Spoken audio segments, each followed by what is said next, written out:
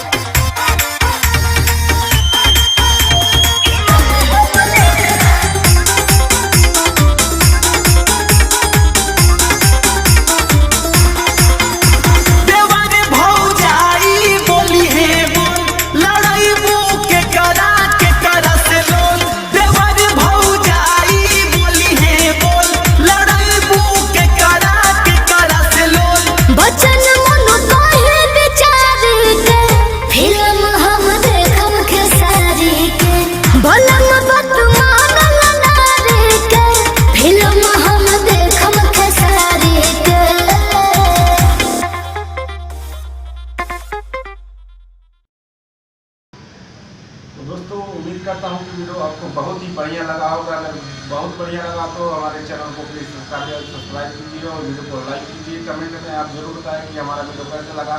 चलिए यहीं पर वीडियो हमारा खत्म होता है। तब तक के लिए नमस्कार।